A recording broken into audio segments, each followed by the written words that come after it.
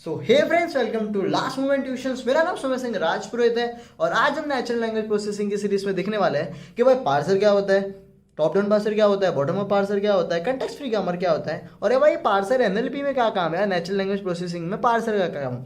तो चलो सबसे पहले शुरू करते हैं कि पार्सर होता है।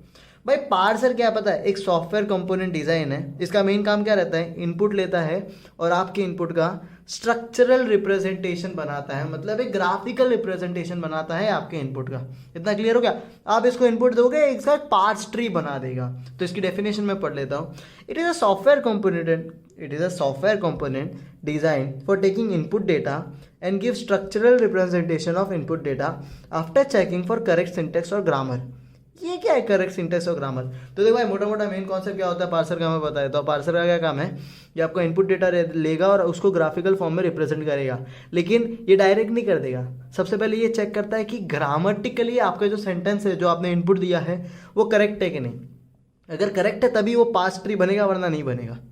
आप समझ रहे हो? तो यार ये ग्रामेटिकली चेक कैसे करता है? ये चेक करता है क्योंकि अपन पार्सर में सिर्फ इनपुट ही नहीं देते, एक ग्रामर भी देते हैं। तो इन दोनों को मिला के ये ग्रामर से अगर आपका इनपुट जनरेट हो रहा है तो ही वो ग्रामेटिकली करेक्ट है, वरना एरर ठोकेगा।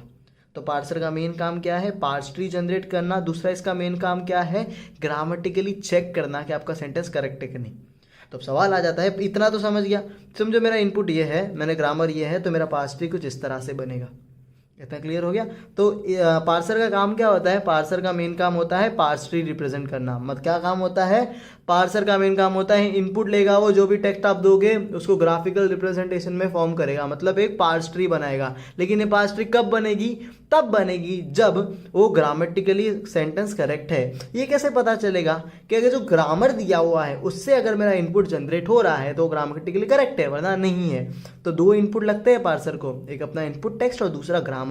इन दोनों को मिला के एक पार्स ट्री बनता है। तो मोटा मोटा ये तो समझ गया कि पार्सर क्या होता है। अब एनएलपी में इसका क्या काम? भाई नेचुरल लैंग्वेज प्रोसेसिंग में मेन क्या होता है, अपने को समझना तो चाहिए ना कि यार भाषा क्या बोली जा रही है, ये जो लैंग्वेज है। और लैंग्वेज का सबसे इंपॉर्टेंट कॉन्सेप्ट क्या है, ग्रामर यार।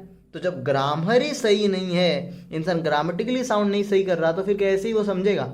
तो ग्रामर चेक करने के लिए कुछ ना कुछ नहीं है, तो पार्सर है ना भाई। पार्सर का मेन काम क्या होता है, ग्रामर चेकिंग करना, फिर वो आगे मीनिंग समझेगा। पहले ये चेक करता है, सिंटेक्स एनालिसिस का लास्ट पार्ट है ये, जो चेक करता है, क्या करता है, ये पार्सिंग करके चेक करता है कि ग्रामेटिकल करेक्ट है कि नहीं। इतना क्लियर हो गया। अगर ग्रामेटिकली करेक्ट हो गया, सेकंड इसका इंपॉर्टेंट पार्ट क्या है कि intermediate stage of semantic analysis है। मतलब सिंटेक्स एनालिसिस जो अपना सेकंड फेज है, उसका जो लास्ट पार्ट है वो है पार्सिंग। और सिमेंटिक एनालिसिस का जो थर्ड स्टेज है अपना नेचुरल लैंग्वेज प्रोसेसिंग में, उसका जो स्टार्टिंग फेज है ना भाई, उसमें अपने को एक ग्राफिकल रिप्रेजेंटेशन चाहिए, तब मैं मीनिंग जाके समझूंगा ना यार। आप समझ रहे हो क्या? तो उसी के लिए जो भी ये स्टेज है, सिंटेक्स एनालिसिस का लास्ट स्टेज है पार्सिंग, और सिमेंटिक एनालिसिस का शुरुआत स्टेज है पार्सिंग। तो उसके लिए बहुत इंपॉर्टेंट है और मेन इसका काम होता है ग्रामर चेकिंग के लिए। तो पार्सिंग क्या होती है, पार्सर क्या होता है, इतना समझ में आ गया। एनएलपी में की यूज़ होता है, इतना समझ में आ गया। अब आ जाते हैं कि यार सुमेर, ये तो समझ गया कि ग्रामर, लेकिन ये ग्रामर क्या है, थोड़ा इसको एक्सप्लेन कर। तो चलो इस चीज़ को एक्सप्लेन करता हूँ। अभी मैथमेटिकली अगर मैं ग्रामर को रिप्रेजेंट करूँ तो उसको जी से रिप्रेजेंट करते हैं, उसमें 4 मेन टपल होते हैं। तो अभी अपन क्या देख रहे हैं, अभी अपन बेसिक कॉन्सेप्ट ऑफ ग्रामर देख रहे हैं और basic concept of parse tree देख रहे हैं। इतना क्लियर है? तो 4 टपल से मैं उसको रिप्रेजेंट करता हूँ, एन, टी, एस और पी। फिलहाल इन दोनों को भूलो, सिर्फ एन, टी, एस, पी को। तो N is called as non terminal, T is called as terminal, S is the start symbol, P is the production rule. मेरे को ग्रामर दिया रहेगा, मेरा इनपुट दिया रहेगा और उससे मैं पार्स ट्री बनाता हूँ। ठीक है? तो नॉन टर्मिनल्स क्या है, टर्मिनल्स क्या है, स्टार्ट सिंबल क्या है, प्रोडक्शन रूल्स क्या है, सुमेर ये सब मेरे को नहीं समझ रहा। तो ये मेन मुद्दा कंपाइलर में यूज होता है, कंपाइलर क्या है, कंपाइलर अपनी मशीन को मशीन लैंग्वेज समझती है ना, और हम क्या वो इंग्लिश टाइप करते हैं, प्रोग्रामिंग लैंग्वेज टाइप करते हैं। तो अपनी लैंग्वेज को कन्वर्ट करने के लिए जो यूज होता है वो कंपाइलर होता है। अपनी लैंग्वेज को मशीन लैंग्वेज में कन्वर्ट करने के लिए कंपाइलर यूज होता है, और उसमें एक छोटा सा पार्ट है पार्सर का। तो वो कॉन्सेप्ट मैं आपको पार्सर का यहाँ से सिखा रहा हूँ। तो अभी फॉर एग्जांपल ये मेरा गिवन ग्रामर है, ये मेरा इनपुट टेक्स्ट है और ये मेरा पार्स ट्री है।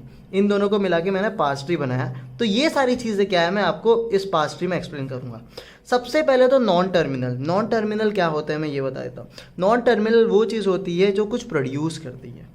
ठीक है। Non terminal are the things which produce something, ये हमेशा हमारे लेफ्ट साइड में होते हैं। तो एस ई ये सब क्या है, नॉन टर्मिनल है। टर्मिनल क्या होते हैं, वो रूट में होते हैं, जो लास्ट लीफ नोड होते हैं ना वो टर्मिनल होते हैं। जैसे ए हो गया, बी हो गया, सी हो गया, ये सारे मेरे टर्मिनल है। तो ये मेरे वर्ड्स रहेंगे इन फ्यूचर। स्टार्ट सिंबल क्या होता है, जिससे शुरू होता है, जो रूट नोड है।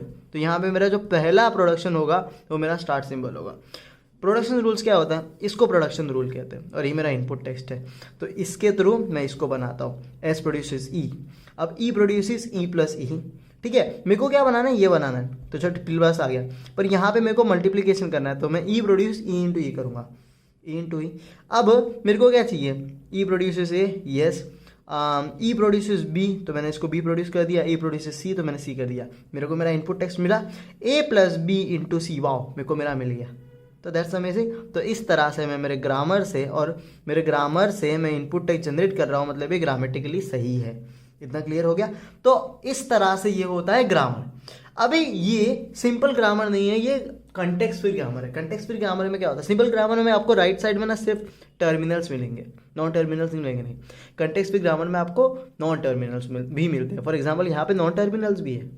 इतना क्लियर हो गया। उसके साथ साथ कंटेक्स्ट फ्री ग्रामर को हम नॉन टर्मिनल को एन से नहीं बी से रिप्रेजेंट करते हैं, और टर्मिनल को टी से नहीं, इसको शायद से सिग्मा कहते हैं। मतलब ये कोई भी एक मैथमेटिकल सिंबल है, मेरे को उसका नाम नहीं पता, आपको पता होगा, नहीं भी पता तो क्या लिख दो, उल्ट साइड टेढ़ा है, तो उस तरह से रिप्रेजेंट करते हैं। तो इस तरह से बेसिक ग्रामर स्ट्रक्चर बनाया जाता है पास्ट ट्री और इनपुट से। इस तरह से पास्ट ट्री बनाई जाती है प्रोडक्शन रूल एंड इनपुट से।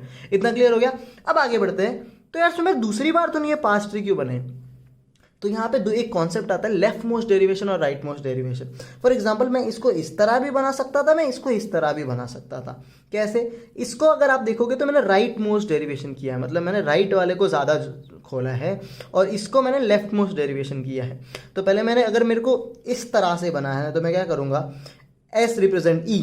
अभी E can also represent E into E, तो मैंने ई इंटू लिया, और यहाँ पे ई प्लस ई करके इसको मैंने खोला।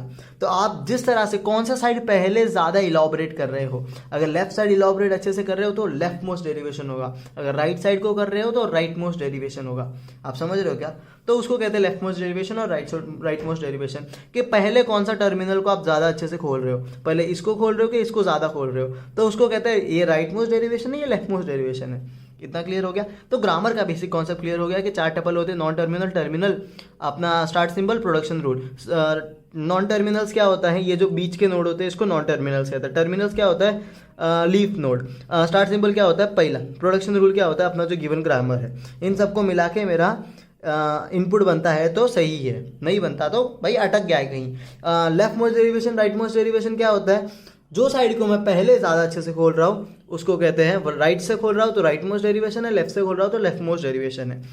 कॉन्सेप्ट ऑफ पास्ट ट्री देख लेते हैं कि पास्ट ट्री का कॉन्सेप्ट क्या है। It is a graphical representation of derivation. जो भी आपका इनपुट है उसका ग्राफिकल रिप्रेजेंटेशन है, ये डेरिवेशन है, इसका ग्राफिकल रिप्रेजेंटेशन है पास्ट tree. Start symbol is the root of the पास्ट ट्री। स्टार्ट सिंबल क्या होता है, रूट होता है पास्ट ट्री का। Leaf nodes are terminal, leaf nodes are terminal. Interior nodes are non terminal, interior nodes are non terminal. If parse properly will create a input text. सही से अगर कर लोगे तो इनपुट टेक्स्ट मिल जाएगा। तो ये क्या था, basic concept of grammar in past tree. तो अब parsing in natural language processing किस तरह से की जाती है वो हम अगले वीडियो में देखेंगे, ठीक है।